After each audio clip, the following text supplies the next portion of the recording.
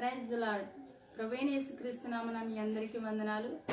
మరి దేవుని యొక్క సందేశము, దేవుని యొక్క ఉపదేశము మరి మీ దైవజనులు ఎంతగానో కష్టపడి చెప్తున్నారు. అలాగే మరి ఈరోజు ఆదివారం దినమున, విశ్రాంతి దినమున మీరందరూ కూడా దైవ కృపలో మరి దైవ ఆరాధన, మీరందరూ కూడా దేవుని సన్నిధిలో మరి దేవుని ఆరాధించడం ఎంతో అమూల్యమైనది. మన జీవిత సమస్యలు, మన జీవిత కష్టాలు ఆయన ఎంతగానో తీర్చే దేవుడు.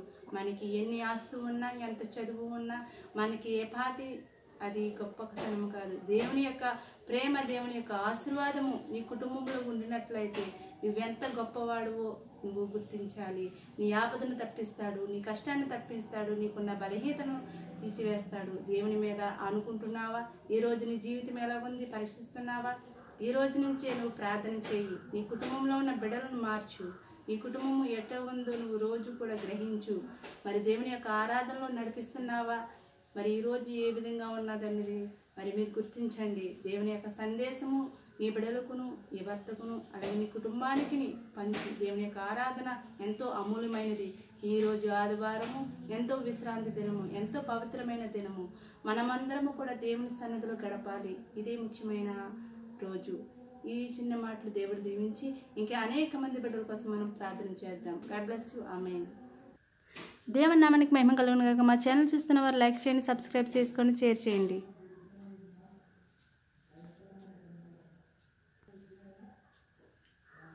షలోమ్. మన ప్రభువుడు రక్షకుడైన యేసుక్రీస్తు నామమున మీ అందరికీ కూడా నా యొక్క శుభాలు తెలియజేస్తూ ఉన్నాను. బాగున్నారు కదా? మీరు సంతోషంగా ఉండాలని, దీవెనకరంగా ఉండాలని నా ఆశ, నా కోరిక, నా ప్రార్థన. ప్రియమైన దేవుని యొక్క బిడ్డలారా, ప్రతిరోజు మీ కొరకు, మీ కుటుంబాల కొరకు, మీరు చేస్తున్న ప్రతి ఒక్క పనుల కొరకు, మరి వెళ్ళి ప్రతి ఒక్క ప్రయాణం కొరకు దేవుని యొక్క దాసుడిగా నేను ప్రతిరోజు మీ నిమిత్తము నేను ప్రార్థన చేస్తూ ఉన్నాను. అలాగే మీరు నా కొరకు, నా పరిచర్య కొరకు, నా సంఘము కొరకు, నా యొక్క కుటుంబం కొరకు మీ యొక్క వ్యక్తిగతమైన ప్రార్థనలో జ్ఞాపకం చేసుకుంటూ ఉన్నారని నేను సంతోషిస్తూ ఉన్నాను. అయితే ఈరోజు మనము ప్రాముఖ్యమైన విషయాలు మనము నేర్చుకోబోతూ ఉన్నాం. ఎందుకనంటే కొన్ని దినాల నుండి నేను దేవుని యొక్క వాక్యాన్ని అందించలేకపోయాను. కారణం ఏమిటి అంటే నేను కొన్ని సందర్భాలను బట్టి, కొన్ని ఒడిదుడుకులను బట్టి దేవుని యొక్క వాక్యాన్ని అందించలేకపోయినాను. అందు నిమిత్తము మిమ్మల్ని నేను క్షమాపణ కోరుతూ ఉన్నాను. అయితే ప్రియమైన దేవుని యొక్క బిడ్డలారా, మళ్ళీ ఈ రోజు దేవుని యొక్క వాక్యాన్ని అందించడానికి దేవుడు మళ్ళీ నాకు ఆయన ఇచ్చిన కృపణను బట్టి, ఆయన ఇచ్చిన ఆశీర్వాదాలను బట్టి దేవుని యొక్క వాగ్దానాన్ని మీకు అందించడానికి ఇష్టపడుతూ ఈ రోజుని ఈ వాక్యాన్ని మీకు అందించడానికి మరి మళ్ళీ ప్రారంభించడానికి దేవుడు కృప చూపించి ఉన్నాడు. అయితే ప్రతిరోజు పరిశుద్ధాత్మ దేవుడు నాతో మాట్లాడుతూ ఉండగా కొన్ని విషయాలు దేవుడు నాతో మాట్లాడిన మాటలు మీతో పంచుకోవడానికి ఇష్టపడుతూ ఉన్నాను. అయితే ఈరోజు దేవుని యొక్క వాక్యాన్ని నేను ధ్యానించినప్పుడు దేవుడు అబ్రహాముతో మాట్లాడుతూ ఉన్నాడు. అబ్రహాము దేవునితో మాట్లాడుతూ ఉన్నాడు. ఏమని మాట్లాడుతూ ఉన్నాడు అబ్రహాము దేవునితో అని అంటే, ఆయన అంటూ ఉన్నాడు, అబ్రహాము, ప్రభువా 50 మంది నీతిమంతులు, మరి 50 మందిలో కొంతమంది అనగా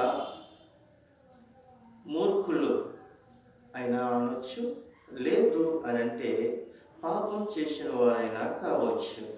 అయితే అబ్రహాము ఆ విధంగా మాట్లాడుతూ ఈ 50 మందిలో మరి పాపం చేసిన వారు ఉన్నప్పుడు ఆ 50 మందిలో సందర్భాలను బట్టి ఆయన అంటున్నాడు, మరి ఆ 50 మందిని బట్టి మరి అందులో ఒకడు నీతిమంతుడై ఉన్న ఎడల ఆ 50 మందిని నీవు మరి శిక్షిస్తావా అని చెప్పినప్పుడు దేవుడు అంటున్నాడు, నేను శిక్షించను అని చెప్తూ ఉన్నాడు. అలాగే మరి 45 మంది, ఆ దేశంలో 45 మంది మరి నీతిమంతులు ఉండగా ఆ దేశమంతా కూడా నువ్వు పాడు చేస్తావా అని చెప్పినప్పుడు ఆ దేశంలో 45 మంది ఉన్నప్పుడు కూడా నేను ఆ 45 మందిని కూడా బట్టి ఆ దేశాన్ని నేను రక్షిస్తాను, ఆ ప్రజలను నేను రక్షిస్తానని దేవుడు మరి అబ్రహాముతో మాట్లాడినట్లుగా నేను చూస్తూ ఉన్నాను. అలాగే 40 మందిని బట్టి మరి నీతిమంతులను బట్టి ఆ దేశాన్ని పాడు చేస్తావా, ఆ ప్రాంతంలో ఉన్న ప్రజలను పాడు చేస్తావా అని చెప్పినప్పుడు దేవుడు అంటూ ఉన్నాడు, ఆ 40 మంది నీతిమంతులను బట్టి ఆ దేశాన్ని, ఆ ప్రాంతంలో ఉన్న ప్రజలను నేను కాపాడుతాను అని చెప్తూ ఉంటాడు. మళ్ళీ ఒక సందర్భానికి వచ్చినప్పటికీ అబ్రహాము దేవునితో అంటూ ఉన్నాడు, ప్రభువా, ఇదిగో 20 మంది నీతిమంతులను బట్టి ఆ దేశంలో ఉన్న, ఆ ప్రాంతంలో ఉన్న ప్రజలందరినీ కూడా నువ్వు రక్షించగలవా అని అడిగినప్పుడు దేవుడు అంటూ ఉన్నాడు, ఆ 20 మందిని బట్టి, ఆ నీతిమంతులైన 20 మందిని బట్టి ఆ ప్రాంతాన్ని, ఆ ప్రజలను నేను కాపుతాను అని చెప్తూ ఉంటాడు. అలాగా మరి ఒక మాట అంటున్నాడు అబ్రహాము దేవునితో, ప్రభువా, 10 మంది నీతిమంతులు ఉన్న ఎడల ఆ దేశాన్ని, ఆ ప్రాంతాన్ని నాశనం చేయగలదువా అని అడిగినప్పుడు దేవుడు అంటున్నాడు, 10 మంది నీతిమంతులున్న ఎడల ఆ దేశాన్ని నేను నాశనం చేయను అని చెప్తూ ఉంటాడు. మరి చివరికి వచ్చినప్పటికీ అబ్రహాం ఒక మాట అంటున్నాడు, ప్రభువా, ఇదిగో 5 మరి ఉన్నప్పుడు ఆ 5 బట్టి, 5 నీతిమంతులను బట్టి ఆ దేశాన్ని నువ్వు నాశనం చేయగలదువా అని అడిగినప్పుడు 5 నీతిమంతులు ఉన్న ఎడల ఆ దేశాన్ని, ఆ ప్రాంతాన్ని నేను నాశనం చేయను అని చెప్తున్నాడు.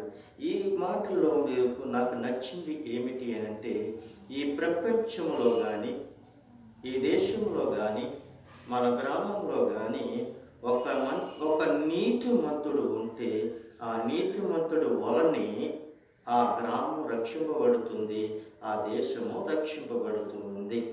దేవుడు అబ్రహాముతో వాగ్దానం చేశాడు.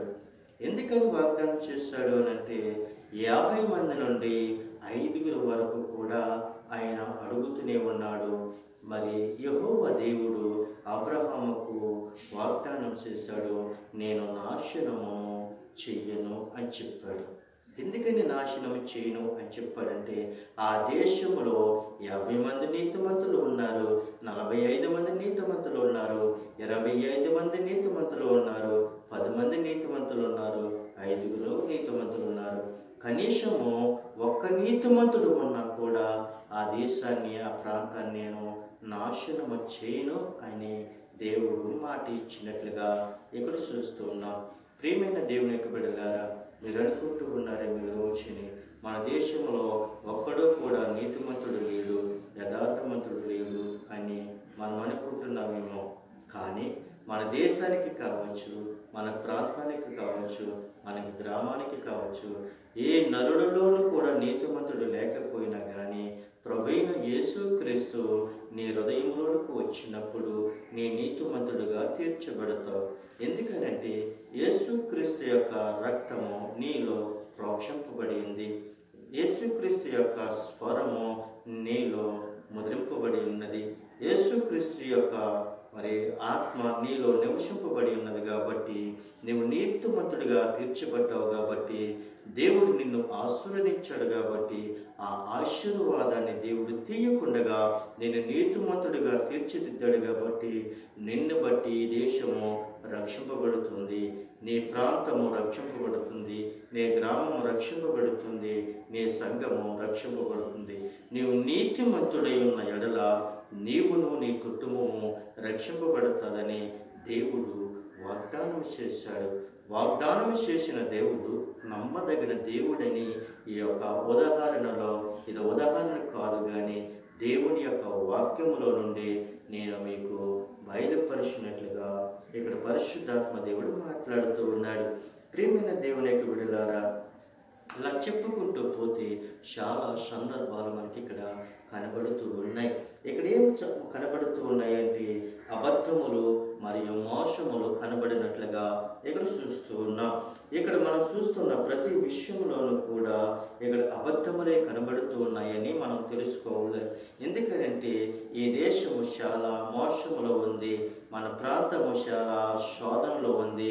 మన ప్రాంతంలో ఉన్న ప్రతి ఒక్క మనుషులు కూడా అబద్ధముతో బ్రతుకుతూ ఉన్నారు, మోసముతో బ్రతుకుతూ ఉన్నారు. వాళ్ళ శరీరములను పాడు చేసుకుంటూ, వారి నేత్రములను పాడు చేసుకుంటూ, వారి నోరులని పాడు చేసుకుంటూ, వాళ్ళ యొక్క పరుపులను పాడు చేసుకుంటూ, వాళ్ళ యొక్క నడవడికలను పాడు చేసుకుంటూ, ఏమి మాట్లాడుతున్నారో వారికి తెలియని పరిస్థితుల్లో ఇక్కడ చూస్తూ ఉన్నాం. ఇవన్నిటికి కారణము ఎవరు అనంటే సాతానుగాడు మనలోనికి ప్రవేశించి నీ కుటుంబాన్ని పాడు చేయటానికి ఆడెన్నో కుయుక్తులు ఎత్తుతున్నాడు. అయితే ఇక్కడ అవ్వ కూడా అలాగే మోసపోయింది. మోసపోవటమే కాదు కానీ మరి సాతానుగాడు చెప్పిన అబద్ధములు అవ్వ విని తన జీవితాన్ని పాడు చేసుకున్నట్లుగా ఇక్కడ మనకి కనబడుతూ ఉంది. అయితే ఆదికాండ గ్రంథము 3వ అధ్యాయము మరి 4వ వచనంలో చూస్తున్నట్లయితే అక్కడ అంటూ ఉన్నది సర్పము. అందుకు సర్పము మీరు సావరు అని చెప్తూ ఉంది. చూడండి, సాతానుగాడు మరి అవ్వ దగ్గరికి వచ్చి అవ్వతో అంటుంది మీరు సావరు అని చెప్తూ ఉంది. అందుకేనంటే కొంచెం పైనుంచి మనం చదువుకున్నట్లయితే కొన్ని విషయాలు మీకు దేవుడు జ్ఞాపకం చేస్తూ ఉన్నాడు. దేవుడైన యెహోవా చేసిన సమస్త భూజంతువులో మరి సర్పము యుక్తి గలదే యుండెను. చూడండి ప్రియమైన దేవునికి బిడ్డలారా, ఇక్కడ దేవుడిని యెహోవా చేసిన సమస్త భూజంతువులో ఈ మరి సర్పం ఎటువంటిది అంటే యుక్తి కలదై ఉన్నది. ఎందుకనంటే జంతువుల్లో చాలా జంతువులు కనబడుతూ ఉన్నాయి. మరి పక్షి కానీ కాకి కానీ మరి లేదంటే అనేకమైన జంతువులు అక్కడ కనబడుతున్నాయి. ప్రతి జంతువు కూడా అక్కడ పవిత్రంగా కనబడుతుంది. కానీ ఇక్కడికి వచ్చినప్పటికీ ఆ జంతువులో మరి ఒక జంతువు సర్పము. ఈ సర్పము ఎటువంటిది అయి ఉన్నది అని అంటే యుక్తి గలదై ఉన్నది. అంటే యుక్తి గలదై ఉండడానికి దానికి అర్థం ఏమిటి అంటే అది చాలా తెలివైనది. రెండోది మనుషులని మోసగించేది, మనుషులని వెంబడించేది, మనుషులతో అది మాట్లాడదన్నట్లుగా అక్కడ మనకి కనబడుతుంది. ఈ సర్పం యుక్తగలదై ఉన్నది అని ఇక్కడ కనబడుతుంది. అది ఆ స్త్రీతో ఇది నిజమా అని అంటుంది. చూడండి, చాలా విషయాలలో ఒక విషయం చూస్తున్నట్లయితే ఉదాహరణగా మనకి ఒక మాట కనబడుతూ ఉంది. కొత్తగా ఒక భార్య భర్తలు వివాహం చేసుకొని భార్య భర్తలు తన మరి సహజీవనం సాగిస్తున్న సమయంలో మరి కొన్ని మాటలు మనం చూసినట్లయితే కొత్తగా వివాహం చేసుకుని వాళ్ళ యొక్క సుఖజీవాన్ని అనగా సహజీవనము సాగిస్తున్న కొన్ని రోజుల తర్వాత, 1 నెల కావచ్చు, 2 నెలలు కావచ్చు, 3 నెలలు కావచ్చు, వాళ్ళ దాంపత్య జీవితంలో ఎటువంటి ఎడబాటు ఉండదు. ఎందుకంటే వాళ్ళు కొత్తగా వివాహం చేసుకున్నారు కాబట్టి వారికి దాంపత్య జీవితంలో ఎటువంటి కూడా కల్మషం లేకుండా, ఎటువంటి దోషము లేకుండా భార్యను బట్టి భర్త, భర్తను బట్టి భార్య అని ఒక సందర్భాన్ని వాళ్ళని బట్టి వాళ్ళ సహజీవనం సాగిస్తూ ఉన్నప్పుడు ఒక రోజుని తన భర్త బయటికి వెళ్ళి కష్టపడి పనిచేసుకొని ఇంటికి రావడానికి మరి సిద్ధపడి వస్తున్న సమయంలో మరి భార్య అనేకమైన పనులు చేసుకొని తన భర్త కొరకు ఎదురు చూస్తున్న సమయంలో ఏదో ఒక దుష్టుడు వచ్చి మరి ఒక మనుషుల రూపంలో కావచ్చు, లేదంటే ఒక పశువుల రూపంలో కావచ్చు, లేదంటే ఒక రుద్రుల రూపంలో కావచ్చు, మరి సాతానుగాడు కుయ్యెత్తి ఆ స్త్రీ దగ్గరకు వచ్చి కూర్చుని కొద్ది నిమిషాలు కూర్చుని ఆ మాట ఈ మాట చెప్పి చెప్పి చెప్పి చెప్పి అమ్మ నువ్వు ఎలా ఉన్నావు, నువ్వు ఏ విధంగా ఉన్నావు, మీ అమ్మ నాన్న పరిస్థితి ఏంటి, నీ కుటుంబ పరిస్థితి ఏంటని ముందుగా కొన్ని మంచి మాటలు మాట్లాడిన తర్వాత అక్కడి నుంచి ఎక్కడికి వచ్చేస్తుంది అని అంటే మోసగించడానికి, ఆ స్త్రీని మోసగించడానికి కొన్ని బలమైన కార్యాలు చెప్పటానికి ఆ స్త్రీకి చెప్పడానికి సాతానుగాడు ఎన్నో కుయుక్తులు ఎత్తుతూ ఉంటాడు. ప్రియమైన దేవునికి బిడ్డలారా, కష్టపడి భర్త ఇంటికి వచ్చినప్పటికీ ఈ సాతానుగాడు తన భార్యతో అంటుంది, నీ భర్త ఎక్కడున్నాడో నీకు తెలుసా? నీ భర్త ఎవరితో మాట్లాడుతున్నాడో నీకు తెలుసా? నువ్వు సాయంకాలం ఇంటికి వచ్చిన తర్వాత నీ భర్తని ఒకసారి నాలుకతో నాకు. నీ భర్తకి ఎప్పుడైతే నాలుకతో నాకిన తర్వాత ఉప్పగా కనిపిస్తే అతను ఏం చేశాడు అంటే వ్యర్థమైన పనులు చేశాడు అని తెలుస్తుంది. అదే నువ్వు నాకిన తన నాలుకెట్టి నీ భర్త యొక్క శరీరం నాకిన తర్వాత సప్పగా తలిస్తే అతను ఏ పని చేయలేదు అని అర్థం తెలుస్తుందని ఆ సాతానుగాడు 2 ముక్కలు చెప్పేసి తన భార్యతో వెళ్ళిపోయాడు. భర్త కష్టపడి చెమటూర్చి ఇంటికి వచ్చిన తర్వాత మొత్తంతో భార్య భర్తకి నీళ్ళు ఇవ్వాల్సిన మారు ఇంటికి వచ్చిన వెంటనే భర్తతో అంటుంది, నువ్వెక్కడికి వెళ్ళావు? ఉదయాన్నే వెళ్ళావు, మరి సాయంకాలము 6 అయిపోయింది, నువ్వెక్కడ కూర్చున్నావు? ఎక్కడ లేచావు? ఎవరితో మాట్లాడి ఉన్నావు? నాకు చెప్తావా చెప్పవు అని తన భర్తని ఇసుకిస్తూ ఉంది. అప్పుడు భర్త అంటూ ఉన్నాడు, అమ్మ నేను ఉదయాన్నే పనికి వెళ్ళాను, కష్టపడి పనిచేస్తాను, నా శరీరం అంతా కూడా చిరాగ్గా కనబడుతూ ఉంది అని అన్నప్పుడు భార్య అంటుంది, ఇందాక చెప్పిన వ్యక్తి ముసలమ్మ, మరి చూడండి ఇందాక ముసలమ్మ అంటేనే ఉంది, నువ్వెక్కడ ఉన్నావో ఎక్కడ కూర్చున్నావో పలానా వ్యక్తి నాకు చెప్పింది, అది నిజమే అని అనుకుంది. అన్న తర్వాత తన భర్తని అంటుంది, నువ్వు సట్ట తీసి ఒకసారి నిలబడు, నేను పరీక్షించినప్పుడు నేను నమ్ముతాను అని చెప్పింది.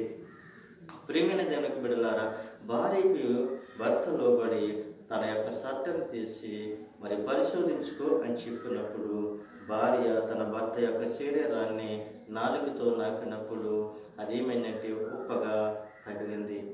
ఉప్పగా ఎప్పుడైతే తగిలిందో అప్పటి నుంచి తన భార్య భర్తల్లో సంతోషం లేదు, ఆనందం లేదు, వెడబాటు మాత్రమే. చూడండి ప్రియమైన దేవునికి బిడ్డలారా, సాతానుగాడు ఎన్ని కుయ్యెత్తులు ఎత్తి ఓ కుటుంబాన్ని విడిచి వెళ్ళిపోయేలా చేశాడో ఒకసారి జ్ఞాపకం చేసుకోండి. ఎందుకనంటే ప్రతి ఒక్క మనుషుడు మనం చూసినట్లయితే మనుషులు పరిశోధించడం కాదు కానీ, మనుషులని హింసించడం కాదు కానీ అర్థం చేసుకోవటంలో చాలా ప్రాముఖ్యము. ఎందుకనంటే దేవుని యొక్క వాక్యము అంటూ ఉంది, అందుకు సర్పము మీరు సావరు అని చెప్తూ ఉంది.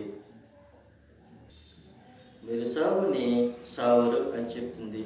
ప్రియమైన దేవుని యొక్క బిడ్డలారా, అవ్వని మోసగించినట్లుగా నన్ను కూడా మోసగించటానికి సాతానుగాడు ఎన్నో కుయుక్తులు వెతుకుతూ ఉన్నాడు. అయితే ప్రియమైన దేవుని బిడ్డలారా, సాతానుగాడు పెట్టిన లంకి తన భార్య భర్తలు విడిపోయినట్లుగా చూస్తున్నాం. ఏదో ఒక రోజున మళ్ళీ తిరిగి ఒక దైవజనుడు వల్ల ఆ భార్య భర్తలు కలిసి సహజీవనం సాగించి పిల్ల పాపలతో సంతోషంగా జీవించి ఉన్నారు.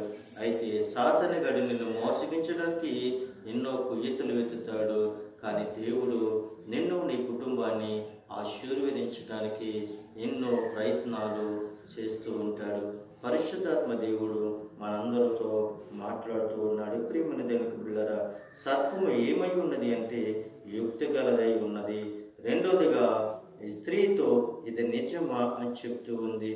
ఈ తోట చెట్లలో దేని ఫలమైనను మీరు తినకూడదని దేవుడు చెప్పునా అని అడిగాను. అందుకు స్త్రీ, తోట చెట్ల ఫలములను మేము తినవచ్చును, అయితే తోట మధ్యనున్న చెట్టు ఫలములను గూర్చి దేవుడు మీరు సాగుకుండానట్లు వాటిని తినకూడదని వాటిని ముట్టకూడదని చెప్పినని సర్పముతో చెప్పును. ఒక రహస్యాన్ని చూడండి. దేవుడు అవ్వతో మాట్లాడినప్పుడు మరి అవ్వ మనసులో పెట్టుకోవాలి, హృదయంలో పెట్టుకోవాలి.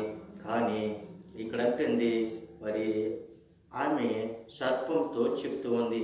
వాటిని ముట్టుకోవద్దని నా దేవుడు చెప్పాడు అని చెప్తూ ఉంది. ఈ మాటకి చెప్పినప్పుడు వెంటనే అది అంటుంది, అందుకు సర్పము, మీరు సావరు, ఏలయనగా మీరు వాటిని తిను దినమున మీరు కన్నులు తెరవబడిననియు మీరు మంచి చెడులను ఎరిగిన వారే దేవత వలె ఉందిరనియు దేవునికి తెలియనని స్త్రీతో చెప్పగా, స్త్రీ ఆ వృక్షమును ఆహారమునకు మంచిదియు కన్నులకు అందమైనదియు వివేకమిచ్చు రమ్యమైనదియు ఉండుట చూచినప్పుడు ఆమె దాని ఫలములలో కొన్ని తీసుకుని తిని తనతో పాటు తన భర్తకును ఇచ్చెను, అతను కూడా తినను. ప్రియమైన దేవునికి బిడ్డలారా, మరి ఇక్కడ చూస్తున్నట్లయితే ఆమె తినటమే కాదు, తన భర్తకి ఇచ్చినట్లుగా కూడా చూస్తున్నాం. ఆమె పాపం చేయటమే కాదు, ఆ పాపం తన భర్తకి పాపము పంచినట్లుగా అక్కడ మనకి కనబడుతూ ఉన్నది. ఎందుకని అంటే మనము జీవితంలో ఒక స్త్రీ అయినా ఒక పురుషుడైనా పాపం చేసినప్పుడు ఆ పాపము భార్యకి అంటుకుంటుంది. మరి భార్య చేసిన పాపము భర్తకి అంటుకుంటుంది. ఇక్కడ అవశేషణ ప్రాబ్లం ఏమిటి అని అంటే, ఒక పండు తీసుకుంది, తిన్న వెంటనే తన భర్తకి పట్టుకొచ్చి తన భర్తకి ఇచ్చిన వెంటనే తన భర్త ఎక్కడిది ఏంటి అని అడగకుండా తినేశాడు. ఎప్పుడైతే తినేశాడో అప్పుడు వెంటనే వారికి ఏం జరిగిందంటే, వారిద్దరూ కన్నులు తెరవబడును, వారు తాము దిగంబరులను తెలుసుకొని అంజూరపు ఆకులు కుట్టి తమ కచ్చడములను చేసుకున్నారు. చూడండి, వాళ్ళ మహిమ శరీరంతో ఉన్నవారు, వాళ్ళ మహిమ కలిగి ఉన్నవారు, దేవునితో సహవాసము కలిగిన వారు, దేవునితో తిరిగిన వారు, దేవునితో మాట్లాడిన వారు, మరి పని వలన వారికి దేవునికి వెడబాటు వచ్చినట్లుగా అక్కడ కనబడుతూ ఉంది. వెడబాటు రావడమే కాదు కానీ వాళ్ళ శరీరంలో కనబడిపోతున్నాయి, వాళ్ళ అవయవాలు కనబడిపోతున్నాయి. ఎప్పుడైతే అవయవాలు కనబడిపోతూ ఉన్నాయో వాళ్ళు అడవుల్లోకి వెళ్ళి కొన్ని ఆకులు తీసుకుని వాళ్ళు ఏం చేస్తారంటే, వాళ్ళకి దిగంబరులుగా ఉన్నారని తెలుసుకొని ఆకులు కట్టుకున్నట్లుగా అక్కడ మనకి తెలుస్తూ ఉంది. ప్రియమైన దేవునికి బిడ్డలారా, దేవునితో ఉన్నప్పుడు వాళ్ళకి ఏమి కూడా మరి తెలియలేదు. ఎందుకనంటే ఆ దేవుని దగ్గర ఉన్నప్పుడు మరి సంతోషంగా ఉన్నారు, ఆనందంగా ఉన్నారు, దేవునితో మాట్లాడారు, దేవునితో మరి జీవించారు, దేవునితో ఎక్కువగా సంభాషణ కలిగి ఉన్నారు. ఎప్పుడైతే దేవుని విడిచిపెట్టి సాతాను యొద్దకి ఎప్పుడైతే వచ్చారో, సాతాను మాటలు ఎప్పుడైతే విన్నారో వాళ్ళు ఏమైపోయారు అని అంటే మహిమ శరీరాన్ని కోల్పోయారు. ప్రియమైన దేవునికి బిడ్డలారా, ఇక్కడ చూసారా, దేవుడు చెప్పిన మాటలు వినకుండా సాతాను గారు చెప్పిన మాటలు విని వాళ్ళ జీవితాన్ని పాడు చేసుకున్నట్లుగా అక్కడ మనం చూస్తున్నాం. అలాగే మనము కూడా సాతాను గారు చెప్పిన మాటలు మనం వినట్లయితే మన జీవితాలు పాడు చేసుకుంటాం, మన జీవితాలు పాడైపోతాయని మనం గ్రహించాలి. ప్రియమైన దేవుని యొక్క బిడ్డలారా, దేవుడు మంచి దేవుడని గ్రహించి పరిశుద్ధాత్మ దేవుడని మీరు నమ్మి విశ్వసించినట్లయితే దేవుడు అద్భుతమైన రీతిలో నీ కుటుంబాన్ని, మన కుటుంబాన్ని మరి పోషిస్తాడని నేను నమ్ముతూ ఉన్నాను.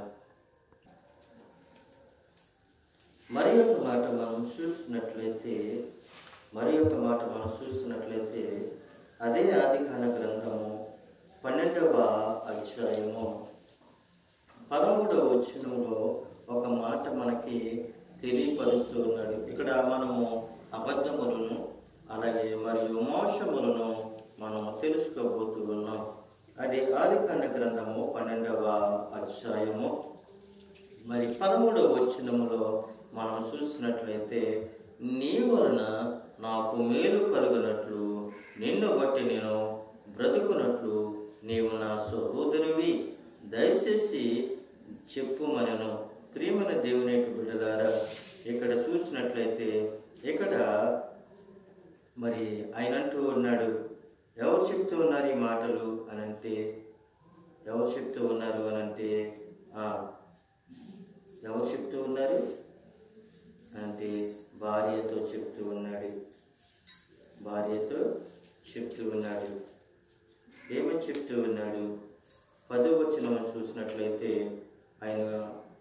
ఖచ్చితంగా మనతో మాట్లాడుతూ ఉన్నాడు. మరి కొంచెం మనం పైనుంచి మనం ధ్యానించుకున్నట్లయితే అక్కడ విషయాలు దేవుడు బయలుపరుస్తూ ఉన్నాడు. అప్పుడు ఆ దేశంలో కరువు వచ్చాను. ఆ దేశంలో కరువు బాగా ఉన్నందున అబ్రహాము ఐగుప్తు దేశంలో నివసించుటకు అక్కడికి వెళ్ళాను. అతడు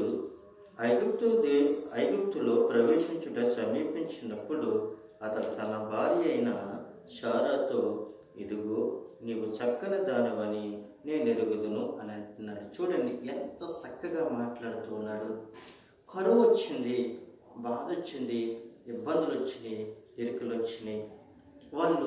వాళ్ళ జీవితాన్ని వాళ్ళని జీవితాన్ని అనగా అలంబడించడానికి, వాళ్ళ జీవితాన్ని పోషించుకోవడానికి అబ్రహాము శారా ఆ ప్రాంతమును విడిచి వేరొక ప్రాంతానికి వెళుతూ వెళుతూ వెళుతూ తన భార్యతో అంటున్నాడు, నీవు చక్కని దానివి అని అంటున్నాడు.